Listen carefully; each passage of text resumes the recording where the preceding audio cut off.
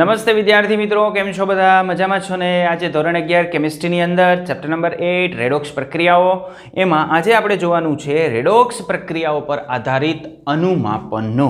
આની આપણે ચર્ચા કરશું અને આ આપણા ચેપ્ટરનો 10મો વિડીયો થશે. તો ચાલો આ અનુમાપનોની આપણે ચર્ચા કરીએ. આ અનુમાપનોની આપણે ચર્ચા કરીએ એના પહેલાં આપણે જોઈ લઈએ એસિડ બેઝ અનુમાપનો. વાસ્તવમાં જો સ્કૂલ ચાલુ હોય તો તમે પ્રેક્ટિકલ કરેલા હોય એટલે આ પ્રેક્ટિકલ બેઝનો જે છે એ પ્રશ્ન છે એમાં એસિડ બેઝ અનુમાપનો તમારે પ્રયોગશાળાની અંદર કરવાના હોય. આ એસિડ બેઝ અનુમાપનોની અંદર શું હોય તો એસિડ બેઝ અનુમાપનોની અંદર આપણે એક એસિડ લીધેલો હોય અને એક બેઝ હોય, યાની એની અંદર એક એસિડ હશે અને એક બેઝ હશે અને એમાં કોઈ પણ બેમાંથી કોઈ પણ એકની સાંદ્રતા જે છે એ જ્ઞાત હશે. આ બેમાંથી કોઈ પણ એકની જે સાંદ્રતા છે એ સાંદ્રતા જ્ઞાત હોય.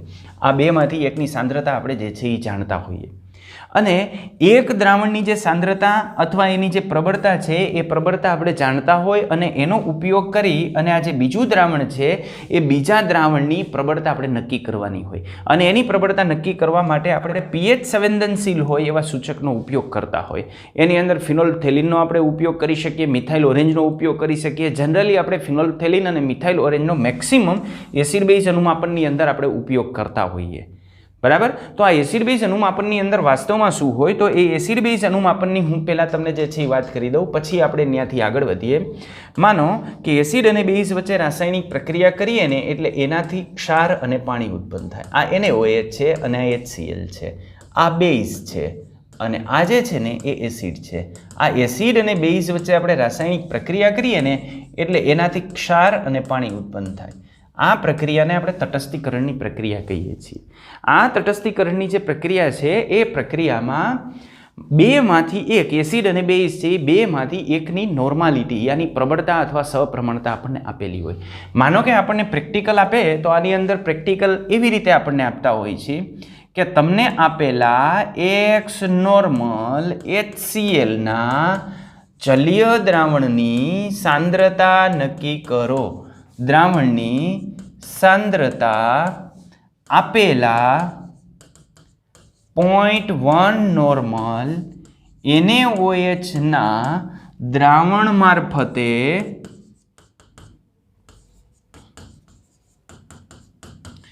નક્કી કરો.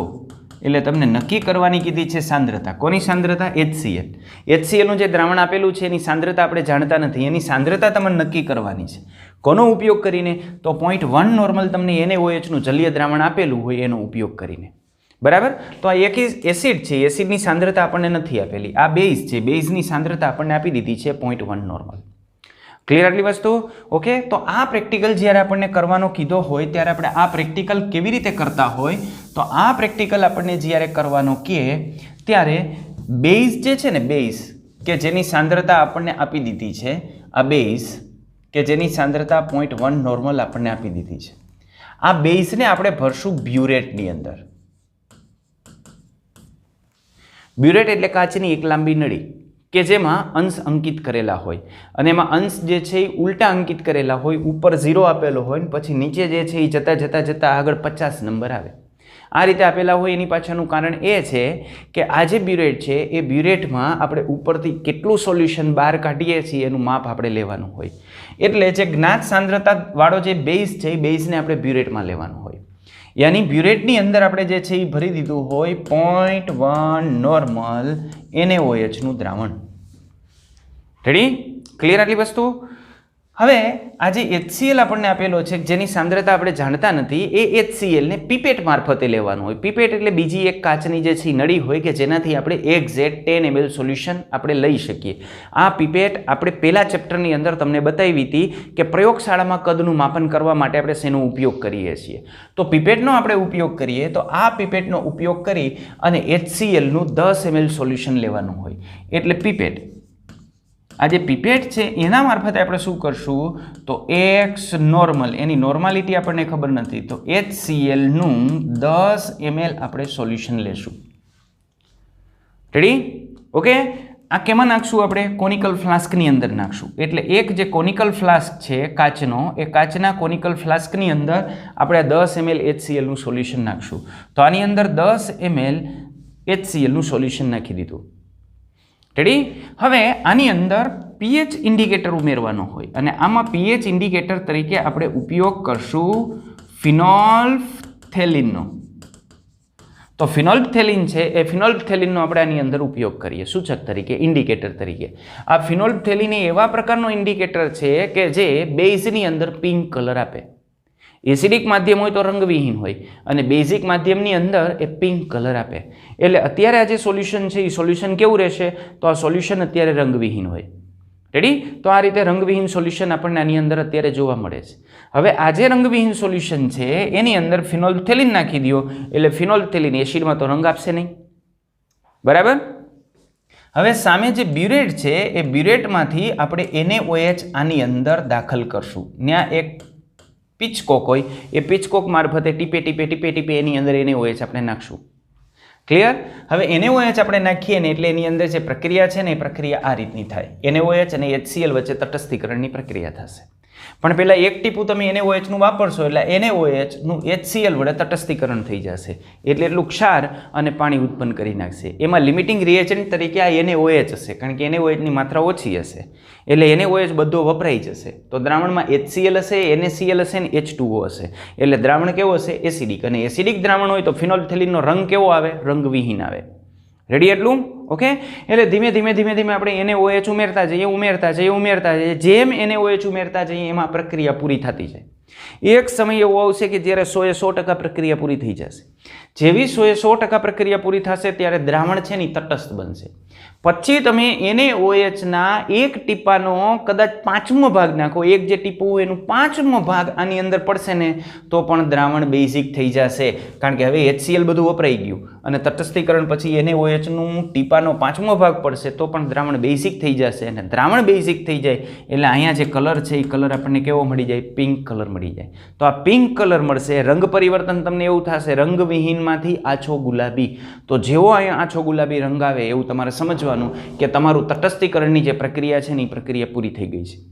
તો આના માટે કેટલું NaOH તમારા અંદર નાખવું પડ્યું? એ NaOH તમે અહીંયા જે બ્યુરેટ આપી છે એ બ્યુરેટમાંથી એનું માપ લઈ લ્યો. માનો કે બ્યુરેટમાંથી આપણે એનું માપ મેળવ્યું તો બ્યુરેટમાંથી આપણને એનું મૂલ્ય મળે છે. આનું જે મૂલ્ય માનો કે આપણને મળ્યું 10.5 ml. રેડી? આટલું મળ્યું.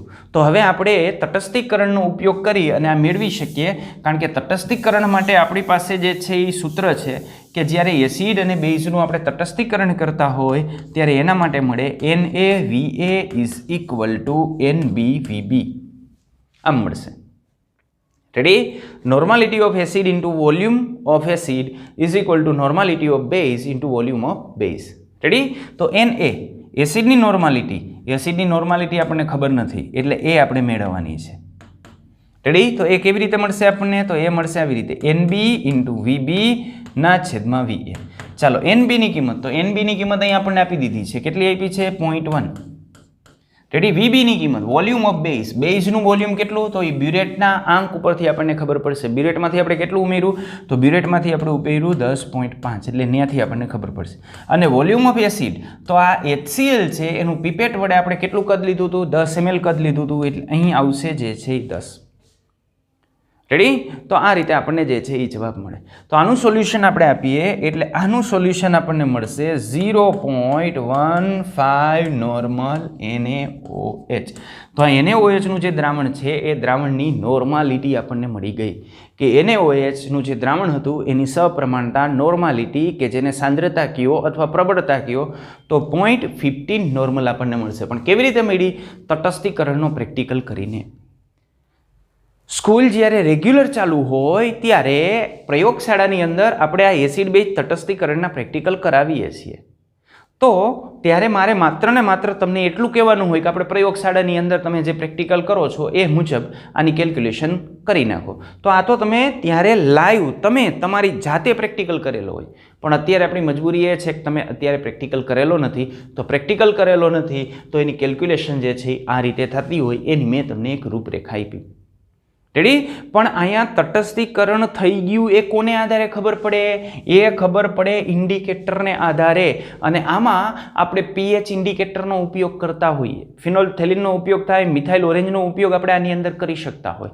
તો આવા જે પીએચ સંવેદનશીલ હોય કે પીએચમાં ફેરફાર કરવાથી જેના રંગની અંદર પરિવર્તન થઈ જતું હોય એવા પ્રકારના જે ઇન્ડિકેટર છે ઇન્ડિકેટરનો આપણે અહીંયા ઉપયોગ કરી શકીએ. તો આ તો થયું એસિડ બેઝ તટસ્થીકરણ. આપણે તો વાત કરવાની છે રેડોક્સ અનુમાપનની અંદર.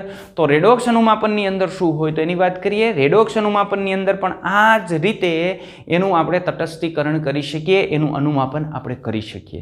એમાં કેટલાક રેડોક્સ અનુમાપનો એવા હોય કે જેની અંદર સૂચક ઉમેરવાની જરૂરિયાત ન હોય, કારણ કે એમાં વપરાતો જે પ્રક્રિયક છે એ સ્વયં સૂચક તરીકે વર્તતો હોય, સ્વયં સૂચક તરીકે વર્તતો હોય. જ્યારે કેટલાક એવા પદાર્થો હોય કે જેની અંદર આપણે બહારથી ઇન્ડિકેટર ઉમેરવો પડે. તો ચાલો આપણે એવા કેટલાક જે રેડોક્સ અનુમાપનો છે એની આપણે વાત કરીએ. તો આ જે રેડોક્સ પ્રણાલી છે એ રેડોક્સ પ્રણાલીની અંદર આપણને શું થાય તો રેડોક્સ પ્રણાલીની અંદર એક ઓક્સિડેશન કરતા પદાર્થ આપણે રાખશું અને એક રિડક્શન કરતા પદાર્થ રાખશું. આ બેમાંથી એકની પ્રબળતા આપણને આપી દીધી હોય, યાની એની સપ્રમાણતા આપણને આપી દીધી હોય, અને બીજાની સપ્રમાણતા આપણે નક્કી કરવાની હોય. સાધનો આ જ હોય, બ્યુરેટ હોય, કોનિકલ ફ્લાસ્ક હોય, પીપેટ હોય. પીપેટ મારફતે આપણે જેની સાંદ્રતા નથી જાણતા ને જેની પ્રબળતા નથી જાણતા એનું ચોક્કસ કદ લેશું, બરાબર? અને જેની સાંદ્રતા આપણે જાણીએ છીએ એ આપણે ક્યાં ભરશું? બ્યુરેટની અંદર ભણશું. અને બ્યુરેટની અંદર ભરીએ એટલે ત્યાંથી આપણને એક્ઝેક્ટ એનું વોલ્યુમ મળે કે વોલ્યુમ કેટલું આપણે એની અંદર જે છે એ કન્ઝ્યુમ કર્યું, કેટલું વોલ્યુમ એનું વપરાણું. તો એ વસ્તુઓ આપણે એને આધારે નોંધી શકીએ. આમાં કેટલાક જે રેડોક્સ છે એ રેડોક્સ સંવેદનશીલ સૂચકનો પણ આપણે ઉપયોગ કરવો પડે. દાખલા તરીકે ડાયફિનાઇલ એમાઇન એ રેડોક્સ સંવેદનશીલ સૂચક છે કે જ્યાં પ્રક્રિયક અથવા નિપજ રંગ ન દર્શાવતા હોય, અથવા એનો રંગ દૂર ન થતો હોય, અથવા એનો જે કલર ચેન્જ છે એ પારખી શકાય એવો ન હોય, ત્યારે આપણે આ પ્રકારના રેડોક્સ સંવેદનશીલ સૂચકનો આપણે ઉપયોગ કરીએ છીએ. ચાલો આપણે પ્રક્રિયા મારફતે સમજીએ. તો એક આપણે સામાન્ય પ્રક્રિયા લઈએ. આ સામાન્ય પ્રક્રિયાની અંદર જે આપણો પ્રક્રિયક છે ને એ પ્રક્રિયક પોતે સ્વયં સૂચક તરીકે વર્તશે, અને આ સ્વયં સૂચક તરીકે વર્તતો જે ઘટક છે એ ઘટક છે કેમેનોફોર. દાખલા તરીકે આપણે પોટેશિયમ પરમેંગેનેટ આયન યાની KMnO4 છે એનો આપણે ઉપયોગ કરશું. તો આ મેંગેનેટ આયન હશે, અને સામે રિડક્શન કરતા પદાર્થ તરીકે આપણે Fe+2 અથવા ઓક્ઝેલેટ આયનની આપણે પસંદગી કરશું. FeSO4 આપણે રાખીએ તો પણ ચાલે, અને ઓક્ઝેલિક એસિડનો આપણે ઉપયોગ કરીએ તો પણ ચાલે. આની પ્રક્રિયા કેવી રીતે થતી હોય છે તો એ પ્રક્રિયાની આપણે વાત કરીએ તો એનું રિએક્શન હું લખું છું કે આનું રિએક્શન કેવી રીતે થતું હોય. અને બીજું આ MnO4 છે એનો રંગ એટલો બધો ઘેરો જાંબલી રંગ હોય, આ MnO4નો ઘેરો જાંબલી રંગ હોય કે કદાચ આપણે એની અંદર પાણી ઉમેરીને એને મંદ બનાવી અને એની સાંદ્રતા જો 10⁻⁻⁶ મોલ પર લિટર સુધી લઈ જઈએ ને તો પણ એની અંદર રંગ જોવા મળે. અલબત્ત ત્યારે એનો ઘેરો જાંબલી રંગ ન જોવા મળે, પણ આછો ગુલાબી રંગ આપણે જોવા મળે, અને એ ગુલાબી રંગ આપણે નરી આંખે પારખી શકીએ. એટલે આમાં બીજા ઇન્ડિકેટરની આપણે જરૂરિયાત નથી રહેતી, કારણ કે આવું અતિમંદ દ્રાવણ હોય તો એમાં પણ એ ગુલાબી રંગ આપે છે. તો એ ગુલાબી રંગને આધારે આપણે આ પ્રક્રિયા થઈ છે કે નથી થઈ એની હાજરી આપણે નક્કી કરતા હોઈએ છીએ. ચાલો આ પ્રકારના અનુમાપનનું હું રિએક્શન લખું તો એ રિએક્શન આ રીતે થતું હોય. એક આપણે લેતા હોઈએ છીએ KMnO4, આયનીય સ્વરૂપે લખું તો MnO4-1, અને આની સાથે આપણે લઈએ છીએ Fe+2. આની આપણે પ્રક્રિયા કરીએ, એસિડિક મીડિયમની અંદર જ્યારે આપણે પ્રક્રિયા કરીએ ત્યારે આમાંથી Mn+2 ઉત્પન્ન થાય, અને સામે આ જે પ્રક્રિયા છે એ પ્રક્રિયામાં Fe+3 ઉત્પન્ન થાય. આમાં શરૂઆતમાં આ જે પ્રક્રિયક છે એ પ્રક્રિયકનો જાંબલી રંગ હોય. તો આ જે પ્રક્રિયક છે એ પ્રક્રિયકનો જાંબલી રંગ, અને આ KMnO4 છે એ KMnO4 આપણે કેમાં ભરશું? બ્યુરેટની અંદર ભરતા હોઈએ છીએ. તો જે બ્યુરેટ હોય એ બ્યુરેટની અંદર KMnO4 ભરતા હોઈએ છીએ. આ FeSO4નું જે દ્રાવણ છે એ FeSO4નું દ્રાવણ આપણે ભરતા હોઈએ છીએ 10 ml, એક્ઝેક્ટ 10 ml સોલ્યુશન એનું લેતા હોઈએ છીએ, અને એ 10 ml આપણે પીપેટથી લેતા હોઈએ છીએ, અને પીપેટથી લીધા પછી એને કાચનો જે ફ્લાસ્ક છે એ ફ્લાસ્કમાં આપણે લેતા હોઈએ છીએ. આ ફ્લાસ્કની અંદર એસિડિક મીડિયમ એડ કરવા માટે આપણે આની અંદર 20 ml જેવી અથવા 10 થી 15 ml જેટલો આપણે મંદ H2SO4 ઉમેરતા હોઈએ છીએ. તો મંદ H2SO4 શેના માટે? કારણ કે એસિડિક માધ્યમમાં આપણે પ્રક્રિયા કરવાની છે એટલે H+ ઉત્પન્ન કરવા માટે એક ટેસ્ટ ટ્યુબ એની અંદર આપણે મંદ H2SO4 ઉમેરી દઈએ. એટલે ફ્લાસ્કની અંદર શું છે? તો ફ્લાસ્કની અંદર 10 ml FeSO4નું અજ્ઞાત સાંદ્રતા ધરાવતું દ્રાવણ છે કે જેની સાંદ્રતા અથવા પ્રબળતા આપણે જાણતા નથી. આ ઉપરાંત એની અંદર નાખેલું છે 10 થી 15 ml મંદ H2SO4. તો 10 થી 15 ml જેટલું આપણે મંદ H2SO4 એની અંદર ઉમેરશું. જ્યારે આ MnO4 છે એની નોર્માલિટી આપણને ખબર હશે કે આ પરમેંગેનેટ આયન છે એની સાંદ્રતા કેટલી છે, સાંદ્રતા જ્ઞાત હશે. એટલે આની જે સાંદ્રતા છે એ સાંદ્રતા આપણે જાણતા હશું, એની પ્રબળતા આપણે જાણતા હશું. અને સામે બ્યુરેટમાંથી આપણે લેશું એટલે એનું કદ પણ આપણે મેળવી શકશું કે આનું કદ જે છે એ કેટલું થાય છે. રેડી? તો એનું કદ આપણે જાણી લેશું, આપણને મળી જશે બ્યુરેટને આધારે. સાંદ્રતા ઓલરેડી વેલ નોન સાંદ્રતા ધરાવતું દ્રાવણ આપણે એનું લઈએ છીએ. હવે આ પ્રક્રિયામાં થશે શું? તો તમે વિચારો કે આ જે કોનિકલ ફ્લાસ્ક છે એ કોનિકલ ફ્લાસ્કની અંદર આપણે અત્યારે શું લીધેલું છે? તો સોલ્યુશન લીધેલું છે. આ સોલ્યુશનની અંદર 10 ml FeSO4 છે. આની અંદર 10 ml FeSO4 યાની Fe+2 નું દ્રાવણ છે. અને આની અંદર 15 થી 20 ml જેવું, માનો કે હું 15 ml લખી નાખું છું, તો આની અંદર 15 ml જેટલું મંદ H2SO4 છે. રેડી? હવે અહીંથી આપણે બ્યુરેટમાંથી શું ઉમેરીએ છીએ? તો આ જે બ્યુરેટ છે એ બ્યુરેટમાંથી આપણે ઉમેરશું KMnO4નું દ્રાવણ. તો KMnO4નું તમે એક ટીપું આની અંદર નાખો એટલે KMnO4નો જાંબલી રંગ છે એ સીધો આની અંદર જોવા મળશે. અને પછી તમે એને હલાવો એટલે એનો જાંબલી રંગ દૂર થઈ જશે. શું કામ જાંબલી રંગ દૂર થઈ જશે? તો એમના વચ્ચે આ પ્રકારનું રિએક્શન થશે. આ જે KMnO4 છે એ Fe+2નું ઓક્સિડેશન કરી નાખશે એટલે એમાંથી Fe+3 બની જશે. બરાબર? અને સામે Mn+2 બની જશે. આ Mn+2 છે ને રંગવિહીન હોય. આ Mn+2 ને રંગ ન હોય એટલે રંગવિહીન હોય. અને જેને રંગ હતો એ હવે બચ્યો નહીં કારણ કે એનું રૂપાંતરણ શેમાં થઈ ગયું હોય? Mn+2 ની અંદર થઈ ગયું હોય એટલે એનો કલર દૂર થઈ ગયો. સમજાણી આટલી વાત? તો આ રીતનું રિએક્શન આપણને એની અંદર જોવા મળતું હોય છે. તો હજુ આપણે આની અંદર ટીપે ટીપે KMnO4 ઉમેરતા જઈએ તો જ્યાં સુધી પ્રક્રિયા સંપૂર્ણ પૂરી નહીં થાય ત્યાં સુધી તમે KMnO4 એની અંદર નાખશો ને એટલે KMnO4ની આ પ્રક્રિયા થઈ જશે ને એ પ્રક્રિયા થઈ જશે અને એમાંથી Mn+2 બની જશે એટલે એનો જે જાંબલી રંગ હતો એ દૂર થઈ જશે. પણ એક સમય એવો આવશે કે જ્યારે આ પ્રક્રિયા સંપૂર્ણ થઈ ગઈ હશે, આ પ્રક્રિયામાં રહેલો બધો જ Fe+2 વપરાઈ ગયો હશે. જે સમયે બધો જ Fe+2 વપરાઈ ગયો હશે પછી તમે આની અંદર KMnO4નું એક ટીપું નાખશો તો આ Fe+2 હવે આની અંદર નથી. અને આ Fe+2 નથી એટલે આ KMnO4 છે એનું Mn+2 ની અંદર રૂપાંતરણ નહીં થાય. અને જો એનું Mn+2 ની અંદર રૂપાંતરણ ન થાય તો KMnO4 પરમેંગેનેટ આયન તરીકે જ રહેશે. અને જો એ પરમેંગેનેટ આયન તરીકે રહે તો એની અંદર જાંબલી રંગ જોવા મળે. પણ તમે વિચારો આની અંદર 10 ml આ છે, 15 ml આ છે અને બ્યુરેટમાંથી આપણે KMnO4નું દ્રાવણ જે ઉમેર્યું હશે એ 10 ml ની આડેગાળે તો એનું દ્રાવણ ઉમેરી દીધું હશે તો લગભગ આની અંદર જે છે એ 40 ml જેવું સોલ્યુશન છે. આ 40 ml જેવા સોલ્યુશનની અંદર તમે એક ટીપું KMnO4નું નાખો તો એની સાંદ્રતા ઓલરેડી ઓછી જ હોય. અહીંયા 1 નોર્મલ અથવા 1 નોર્મલ કરતાં ઓછી સાંદ્રતા ધરાવતો જે છે એ KMnO4નું દ્રાવણ લીધું હોય. તો હવે આટલા સોલ્યુશનની અંદર એ પડે તો એના રંગનું શું થશે? પણ ચિંતા ન કરવી, એનો રંગ જોવા મળશે. કારણ કે આ KMnO4 એક એવું પ્રકારનું સોલ્યુશન છે કે જો એની સાંદ્રતા 10⁻⁻⁶ મોલ પર લિટર સુધીની હોય ને તો પણ આછો ગુલાબી રંગ આપે. એટલે આની અંદર રંગ પરિવર્તન આપણને જોવા મળશે. હવે તમે જે KMnO4 આની અંદર એડ કરશો એ KMnO4નો રંગ દૂર નહીં થાય. અને જો એ KMnO4નો રંગ દૂર ન થાય તો આપણે કહી શકીએ કે હવે આ તટસ્થીકરણની પ્રક્રિયા સંપૂર્ણ પૂરી થઈ ગઈ છે. આ જે રેડોક્સ પ્રક્રિયા છે એ સંપૂર્ણ પૂરી થઈ ગઈ છે.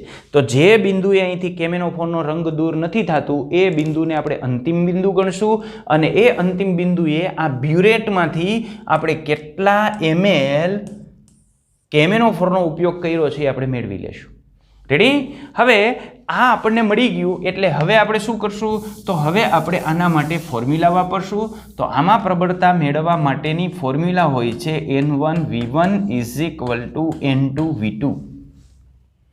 રેડી 1 માનો કે આપણે કેમેનોફોર માટે લઈએ તો આ આપણે જાણતા હતા N1 આપણે જાણતા હતા V1 આપણને મળશે કેના ઉપરથી બ્યુરેટ ઉપરથી મળશે બ્યુરેટમાંથી કેટલા ml સોલ્યુશન આપણે કાઢેલું છે તેના પરથી મળશે આ જે N2 છે એ N2 આપણે મેળવવાની છે આ N2 મેળવવાની છે અને V2 તો આપણે કેટલું લીધેલું 10 ml લીધેલું તો આના પરથી આપણે N2 ને કરતા કરીએ એટલે આપણને મળશે N2 = N1 V1 ના છેદમાં V2 આમ આપણને મળશે N2 = N1 V1 ના છેદમાં V2 આ રીતે આપણને મળે તો N2 = N1 V1 ના છેદમાં V2 બરાબર N1 ની કિંમત નોર્માલિટી ઓફ કેમેનોફોર આપણને આપેલી હશે કારણ કે એની સાંદ્રતા તો જ્ઞાત હતી V1 આપણને ક્યાંથી મળશે બ્યુરેટમાંથી કેટલા ml ભાઈ આમાં કેમેનોફોર તે નાખ્યું છે રંગ પરિવર્તન થયું ત્યાં સુધીનું એટલે એની કિંમત પણ આપણને મળી જશે અને V2 તો આપણે પહેલેથી જ માપીને લીધું હતું કે 10 ml FeSO4 નું દ્રાવણ આપણે લીધું હતું તો એ તો આપણે માપીને લીધું હતું ઓકે આનું સાદુરૂપ આપીએ એટલે FeSO4 ના દ્રાવણની જે પ્રબળતા અથવા સહપ્રમાણતા છે એ આપણને મળી જાય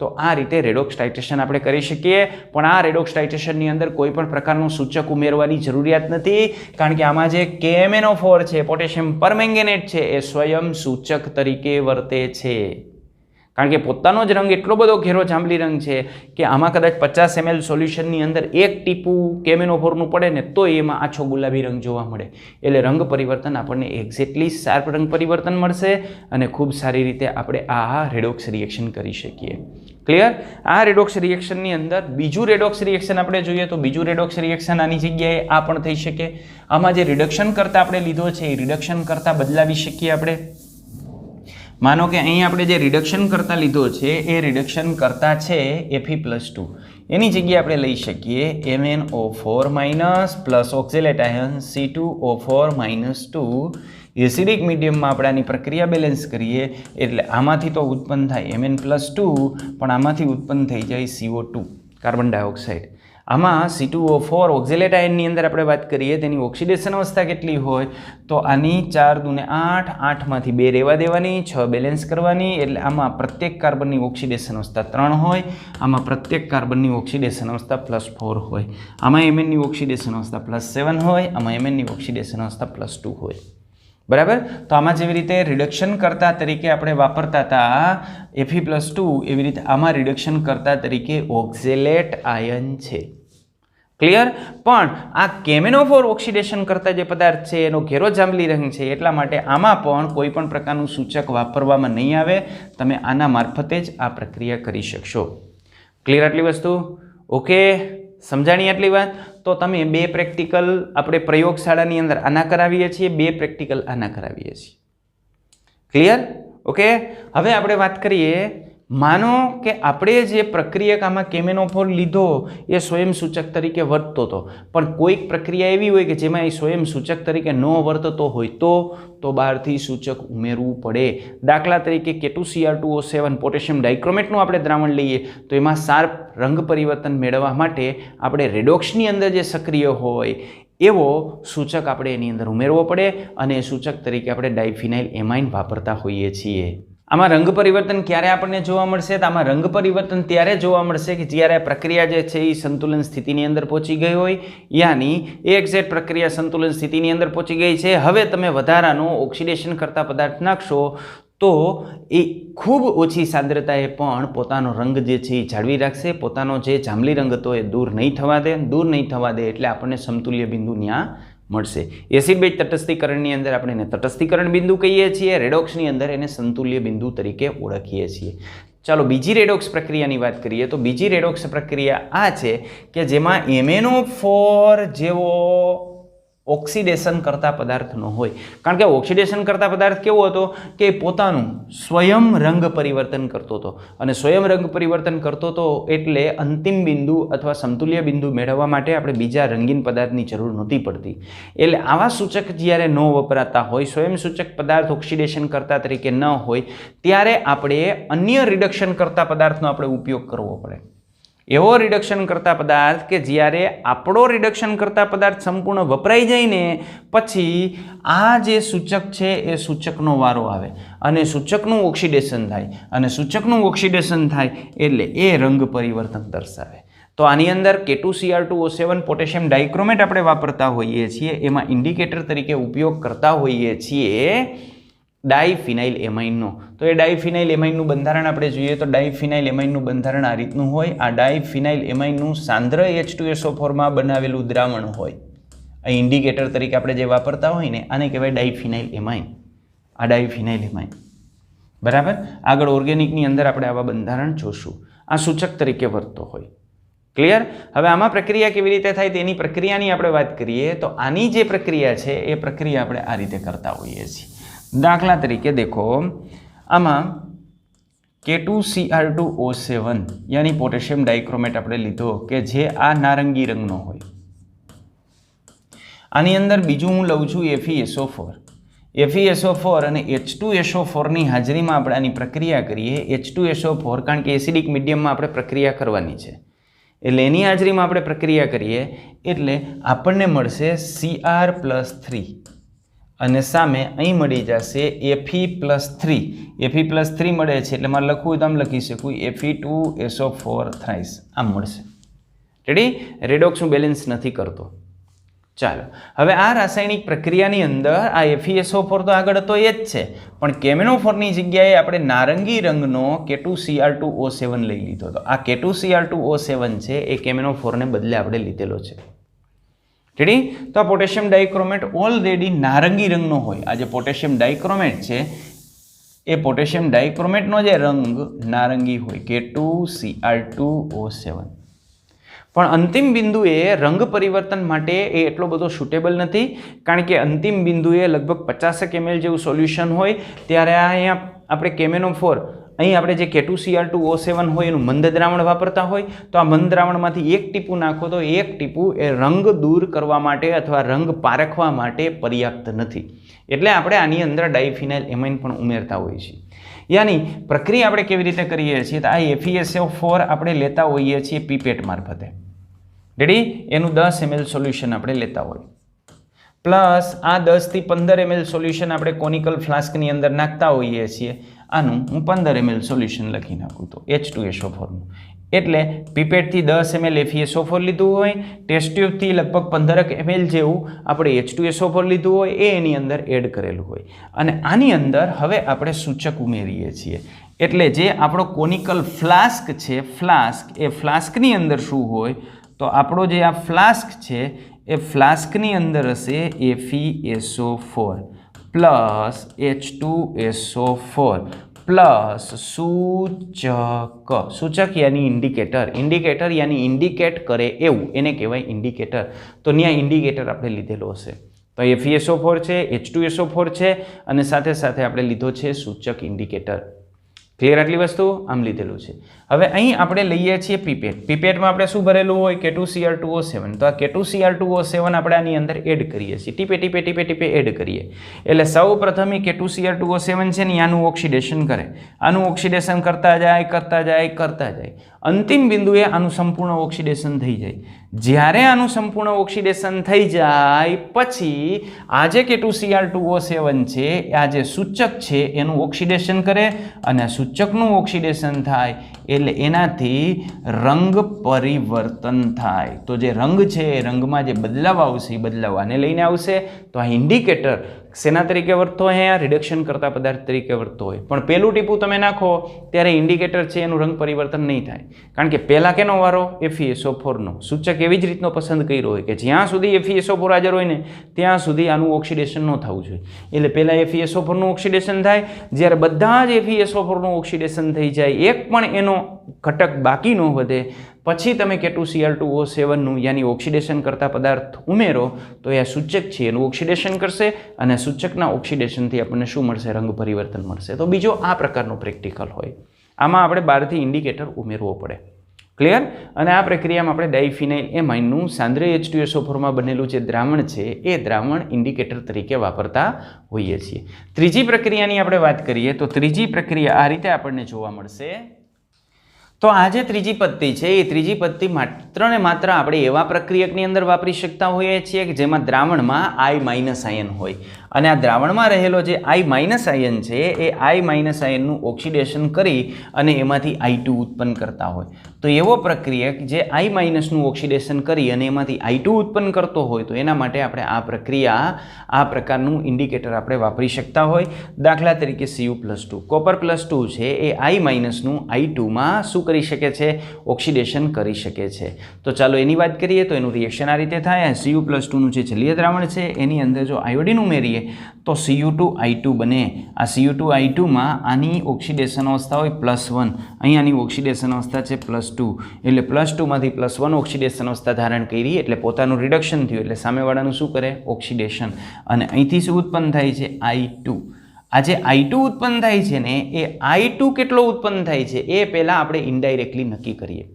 તો જુઓ આની અંદર શું કરવામાં આવતું હોય તો આ પ્રકારની જે પ્રક્રિયા છે ને એ પ્રક્રિયામાં આ I- આયન ધરાવતું જે દ્રાવણ છે એની અંદર ચોક્કસ માત્રામાં Cu+2 ઉમેરવામાં આવતું હોય અને એ Cu+2 ઉમેરી અને એની પ્રક્રિયા કરીએ એટલે પ્રક્રિયાથી શું ઉત્પન્ન થાય? I2 ઉત્પન્ન થાય. હવે આ જે I2 છે ને એ I2 સ્ટાર્ચ સાથે જાંબલી રંગ આપે. આની અંદર આપણે સ્ટાર્ચ ઉમેરીએ, સ્ટાર્ચનું જલીય દ્રાવણ આપણે આની અંદર ઉમેરી દઈએ એટલે શું થાય? તો સ્ટાર્ચનું જલીય દ્રાવણ આપણે આની અંદર ઉમેરશું એટલે I2 અને સ્ટાર્ચ આ એકબીજા સાથે પ્રક્રિયા કરશે એટલે આને લઈને આનો જે રંગ છે ને એ રંગ આપણને જોવા મળશે જાંબલી. તો અહીં જાંબલી રંગ આપણને જોવા મળશે. I2 અને સ્ટાર્ચને લઈને આપણને આ પ્રકારનો જાંબલી રંગ જોવા મળશે. રેડી? હવે આ જે દ્રાવણ છે એ દ્રાવણમાં I2 કેટલો ઉત્પન્ન થયો છે તો I2નું જો પ્રમાણ આપણને ખ્યાલ આવી જાય તો તત્વયોગ મિતિ ગુણાંકનો ઉપયોગ કરી અને સ્ટોઇકિયોમેટ્રીને આધારે આપણે આ અથવા આ બેમાંથી કોઈ પણની માત્રા નક્કી કરવી હોય, એકની જ્ઞાત માત્રા હોય અને એકની અજ્ઞાત માત્રા હોય તો જેની અજ્ઞાત માત્રા છે એની માત્રા આપણે નક્કી કરી શકશું, એની પ્રબળતા નક્કી કરી શકશું. પણ એના માટે આપણે શું કરશું તો આ જે I2 ઉત્પન્ન થયો છે એની આપણે સ્ટાર્ચ સાથે પ્રક્રિયા કરી એટલે જાંબલી રંગ બની ગયો. બરાબર? હવે આની અંદર સોડિયમ થાયોસલ્ફેટનું દ્રાવણ આપણે ઉમેરશું. આની અંદર શું ઉમેરશું? સોડિયમ થાયોસલ્ફેટનું. સોડિયમ થાયોસલ્ફેટનું દ્રાવણ ઉમેરીએ એટલે સોડિયમ થાયોસલ્ફેટનું દ્રાવણ ઉમેરવાથી આ I2 ધીમે ધીમે I2નું I- રિડક્શન થશે, યાની I2 રિડ્યુસ થશે. અને આ I2 જ્યારે સંપૂર્ણ રિડ્યુસ થઈ જાય ત્યારે સ્ટાર્ચ સાથે જે જાંબલી રંગ આપેલો હતો એ જાંબલી રંગ કેવો થઈ જશે? દૂર થઈ જશે. એટલે અહીં બ્યુરેટની અંદર ભરવાનું હોય સોડિયમ થાયોસલ્ફેટનું દ્રાવણ અને આ જે થાયોનું દ્રાવણ એને શોર્ટમાં થાયો પણ કહેવામાં આવે. આ જે થાયોનું દ્રાવણ છે એની સાંદ્રતા આપણે જાણતા હોય, એનું કદ આપણે મેળવવાનું હોય. તો જો આની સાંદ્રતા આપણે જાણીએ છીએ પણ કદ આપણને એનું મળી જાય એટલે આના કેલ્ક્યુલેશનથી આપણે I2ની માત્રા નક્કી કરી શકીએ અને આ I2ની માત્રા નક્કી થાય એટલે સ્ટોઇકિયોમેટ્રીનો ઉપયોગ કરી અને Cu+2 અથવા તો આ જે I- છે એની પ્રબળતા આપણે નક્કી કરી શકીએ. ત્રીજો આવો એક પ્રેક્ટિકલ હોય. આમાં જે I2 ઉત્પન્ન થાય છે એ I2 શું કરે છે તો આ જે I2 છે એ સ્ટાર્ચ સાથે આયોડિન સ્ટાર્ચ સાથે ઘેરો વાદળી રંગ યાની જાંબલી રંગ આપણને આપતો હોય છે. તમે ઘણી બધી વખત જોયું હોય કે આપણે ક્યાંય છોલાણા હોય, માનો કે ક્યાંય ભટકાણા છોલાણા અને ત્યાંથી જે છે એ થોડું ઘણું જે છે બ્લડ નીકળ્યું છે તો એના ઉપર આપણે ઓલી બેટાડીન, વોકાડીન અથવા તો સિપ્લાડીન આવી જે ટ્યુબ આવતી ટ્યુબ લગાવી અને તમે સફેદ પાટો લગાવો ને તો થોડા સમય પછી એ સફેદ પાટામાં તમને પર્પલ કલર જોવા મળે. શેનો પર્પલ કલર જોવા મળે છે તો એનું કારણ એ છે કે આપણા આ જે શરીર છે એ શરીરમાં જે જગ્યાએ ઘાવ થયો છે ને ત્યાંથી થોડું ઘણું સ્ટાર્ચ લિબરેટ થતું હોય, યાની ગ્લાયકોઝન ત્યાંથી જે છે એ લિબરેટ થતું હોય. બરાબર? અને આપણે એના ઉપર જે ક્રીમ લગાવેલી છે ને એમાં આયોડો ફોર્મ હોય અને આ આયોડો ફોર્મમાંથી આયોડિન લિબરેટ થતું હોય તો આ આયોડિન અને સ્ટાર્ચ એ બંને એકબીજા સાથે પ્રક્રિયા કરીને જાંબલી રંગ આપે એટલે પાટા ઉપર તમે જુઓ તો જાંબલી સ્પોટ થઈ ગયું હોય અથવા મોટું કુંડાળું થઈ ગયું હોય તો એ પણ આ જ રીતનું થતું હોય છે. બરાબર? તો આ આયોડિન સ્ટાર્ચ સાથે આપણને ઘેરો વાદળી રંગ આપે છે, જાંબલી રંગ આપે છે. બરાબર? હવે આ આયોડિન છે એ આયોડિનની જો સોડિયમ થાયોસલ્ફેટ આયન સાથે અને થાયોનું દ્રાવણ કહેવાય H2O3-2 એની સાથે પ્રક્રિયા કરે તો આ રેડોક્સ પ્રક્રિયા થઈ અને જે I2 છે એ I2નું રૂપાંતરણ થઈ જાય I-માં. જ્યારે બધો જ I2 વપરાઈ જાય એટલે સ્ટાર્ચ સાથે જે જાંબલી રંગ આપણને મળ્યો તો એ જાંબલી રંગ શું થઈ જશે? દૂર થઈ જશે.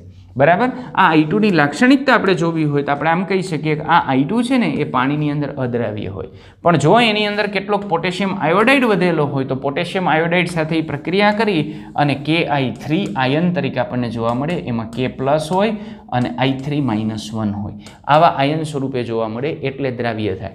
એટલે I2 ખાસ ધ્યાન રાખજો, આ I2 છે એ પાણીમાં અદ્રાવ્ય હોય પણ પોટેશિયમ આયોડાઇડના દ્રાવણની અંદર એ દ્રાવ્ય હોય, કારણ કે પોટેશિયમ આયોડાઇડની અંદર નાખો એટલે Ki3 આવો આયન બનાવી નાખે અને આ જે આયન બને છે એ વોટર સોલ્યુબલ હોય. ઓકે, આમ I2 પાણીમાં અદ્રાવ્ય, પણ જો એ પાણીની અંદર તમે પોટેશિયમ આયોડાઇડ નાખી દો ને તો એ ઓગળી જાય, કારણ કે આ પ્રકારનો સંકીર્ણ ક્ષાર એમાંથી બની જતો હોય છે.